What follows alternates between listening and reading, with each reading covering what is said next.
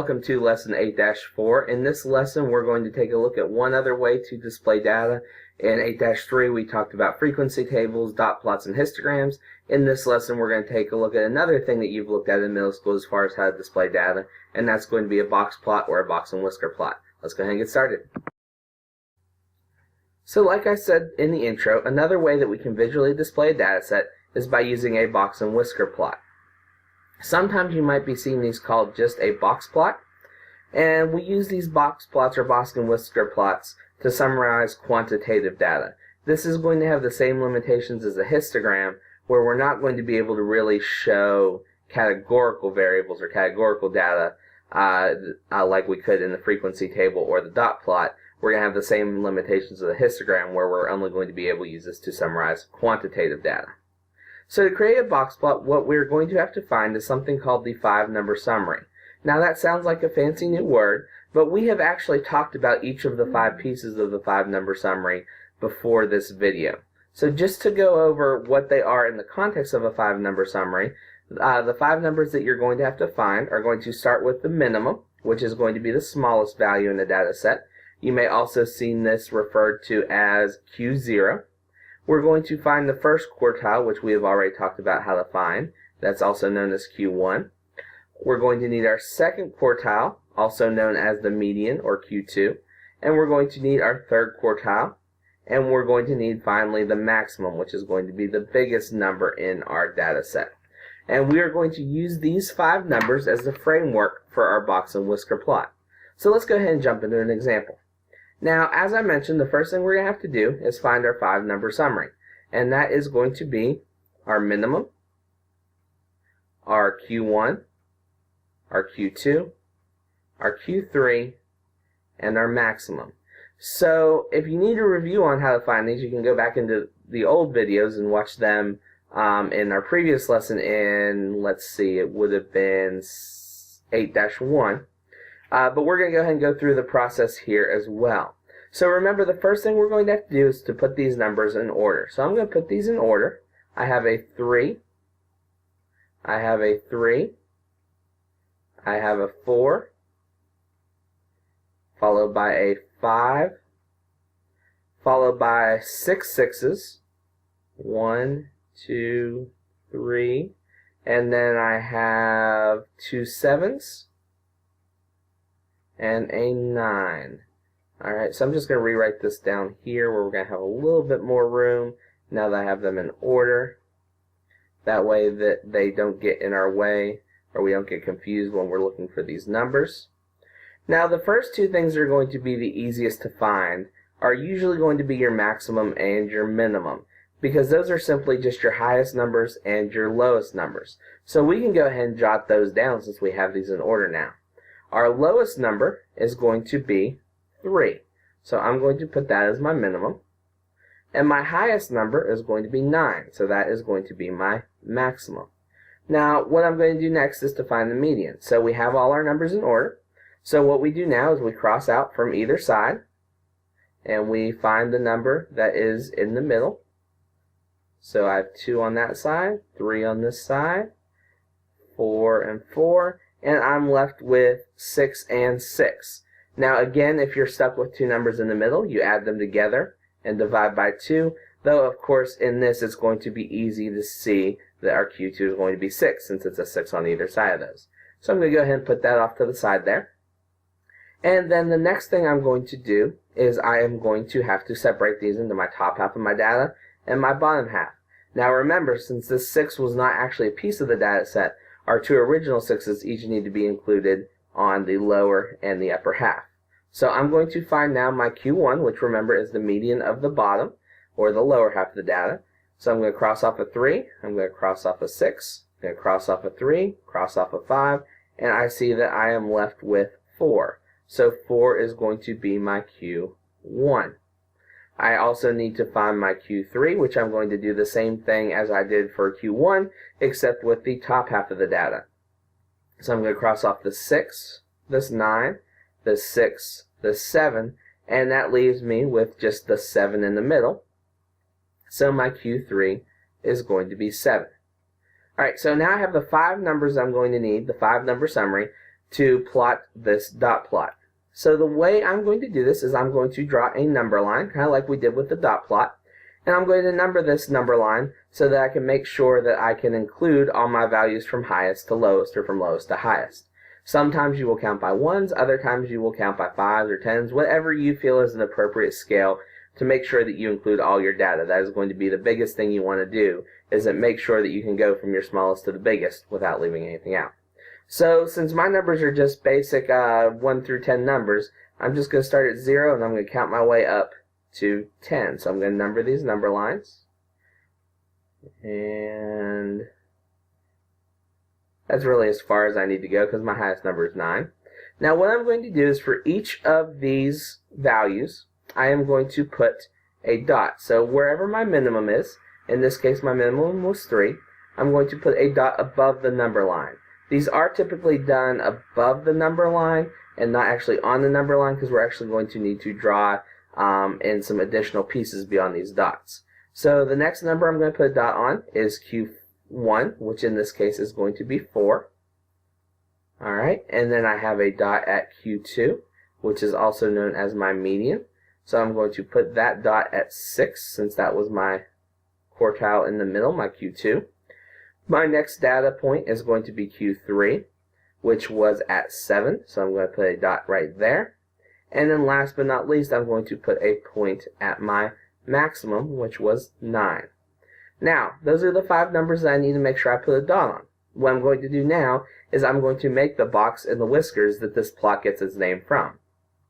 So I'm going to draw a line through our middle 3 dots. That's Q1, Q2, and Q3.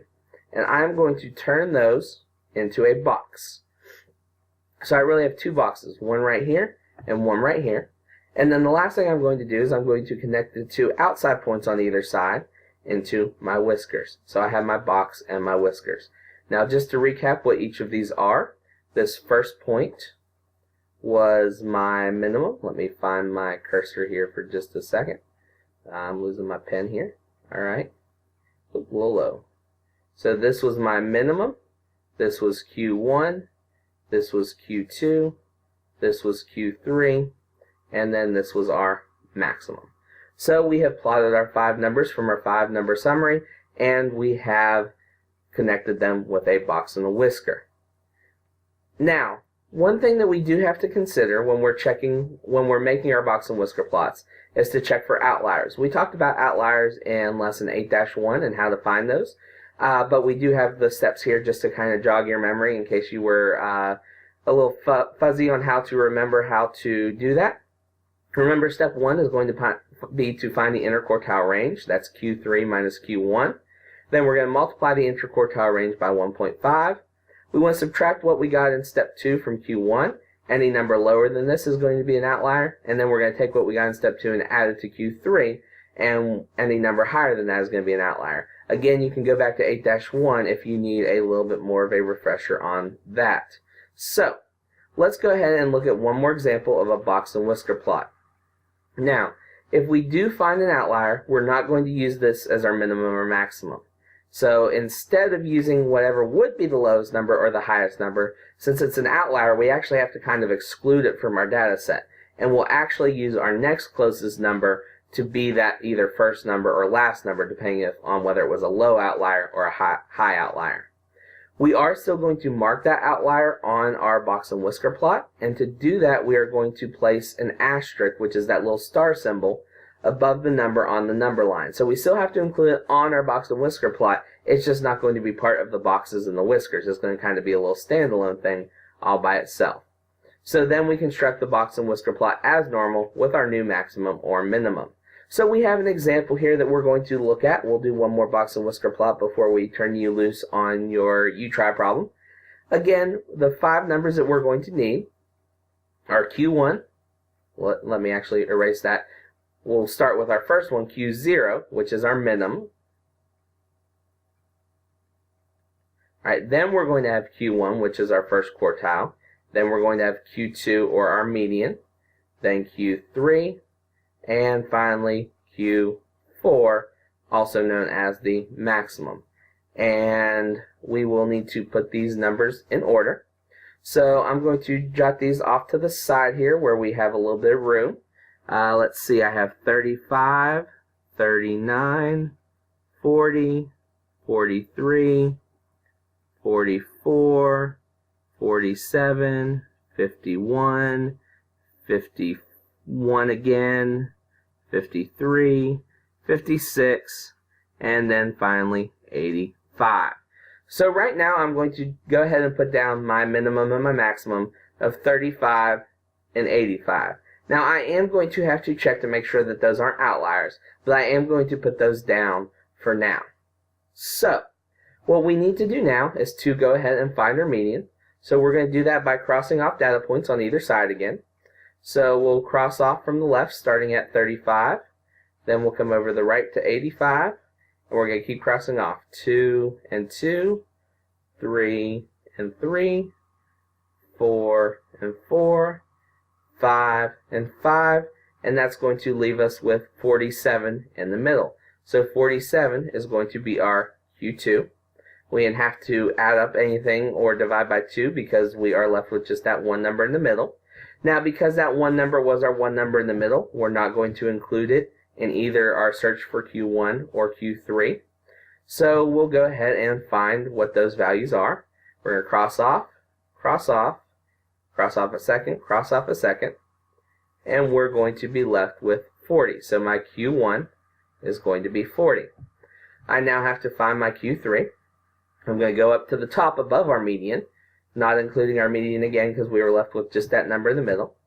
I'm going to cross off 51 and 85 and 51 and 56, and that's going to leave me with 53. So now that I have my 5-number summary, before I actually plot my box and whisker plot, I want to make sure that I don't have any outliers. So what I need to do to check for my outliers is to go ahead and find my interquartile range. Remember, I find that by doing Q3 minus Q1. In this case, my Q3 was 53, and my Q1 was 40. So I take 53 and I subtract 40, and that's going to give me 13. And then I have to take that 13 and I need to multiply it times 1.5. When I multiply 1.5 times 13, that's going to give me 19.5. And now I have to subtract that from Q1, which was 40. So I take 40 minus 19.5, and that's going to give me 11.5. So I check to see if I have any numbers that are lower than 11.5. In this case, my lowest current value is 35, so I don't have any outliers on that side of the data. What I would need to do next is to go ahead and add that 19.5 to Q3. So I'm going to take Q3, which was 53, and I'm going to add 19.5, and that is going to give me a total of 72.5.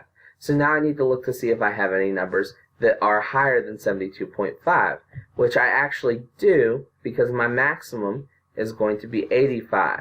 So my 85 is going to be my outlier. So that is something I'm going to have to take into account when I am doing my box and whisker plot. My outlier is 85.